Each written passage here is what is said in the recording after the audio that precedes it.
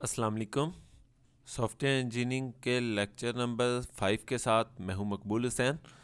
आज के लेक्चर में हम वाटरफॉल मॉडल का डिस्कस करेंगे। लास्ट लेक्चर में हमने वाटरफॉल मॉडल के स्टेप जितने भी थे वो 7 के 7 डिस्कस किए थे। आज हम वाटरफॉल मॉडल के advantage, disadvantage, where to use and conclusion के बारे में डिटेल से डिस्कस करते हैं। तो ये चलते हैं, सबसे पहले इसके एडवांटेज डिस्कस करते हैं। वाटरफॉल मॉडल के एडवांटेज कौन कौन से? तो not only this waterfall model also had many more advantage in the software develop life cycle which can be discuss below. बहुत ज़्यादा एडवांटेज है सॉफ्टवेयर डेवलपमेंट लाइफ साइकिल में वाटरफॉल मॉडल के, जो कि नीचे डिस्कस किए गए। सबसे पहला है it allow for departmentalisation and control. इसको कंट्रोल करना काफ़ी ज़्यादा, यानी ये कंट्रोल की इजाज़त देता है और ये हर डिपार्टमेंट को अलग-अलग हम इसको यूज़ या एक्सेस कर सकते हैं।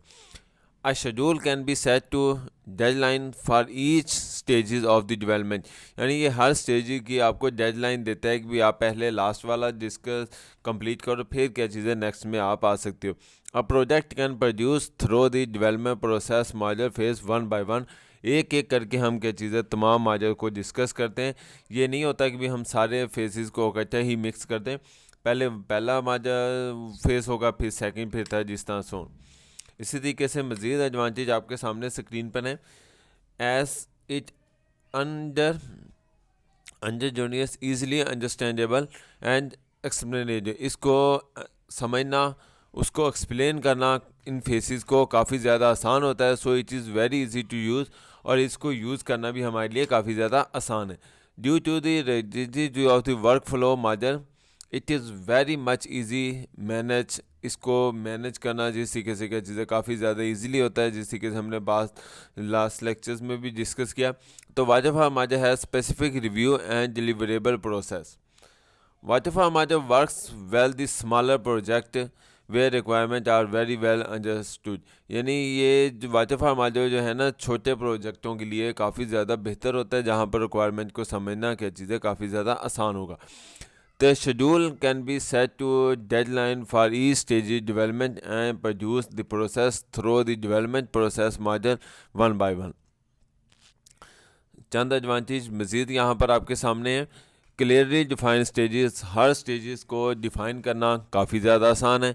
वेल अंडरस्टूड माइलस्टोन, और उसको यानी जितने भी फेजेस हैं उसको अंडरस्टैंड समझना काफ़ी ज़्यादा, स्ट्रक्चर बनाना काफ़ी ज़्यादा आसान है।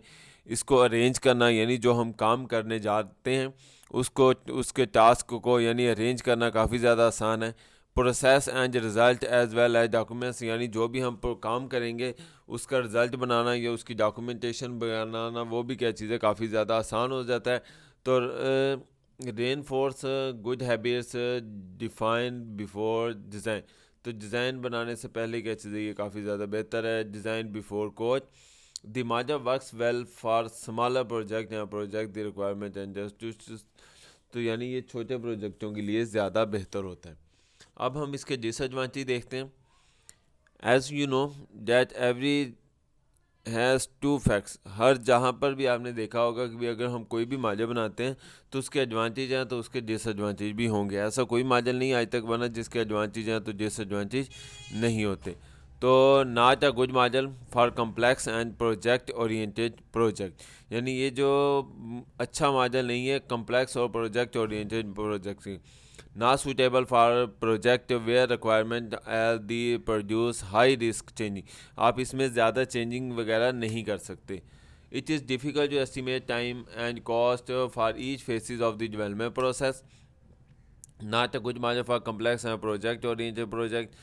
no working software is produced until late during the life cycle। उसके बाद है जी cannot अकोमोडेट चेंजिंग रिक्वायरमेंट। आप इसमें जो चेंजिंग है वो नहीं कर सकते, यानी जो अगर आप अगले वाले फेस में चले गए तो वापस नहीं आ सकते। It is difficult to measure progress within stages. उसके बाद मज़ीद डिसएडवांटेज है high amount of risk and uncertainty, poor model for long and oriented program project essence scope during the life cycle and the project. तो no feed path यानी जिस तरीके से पहले बताया, यानी आप वापस नहीं आ सकते। नो ओवरलैपिंग ऑफ फेसेस, यानी आपके चीज़ें आप किसी भी फेस को ओवरलैप नहीं कर सकते। Difficult to accommodate changing request, risk and uncertainty of high with this process, यानी इसमें जो रिस्क होता है या अनसर्टी वो क्या चीज़ें काफ़ी ज़्यादा होती है।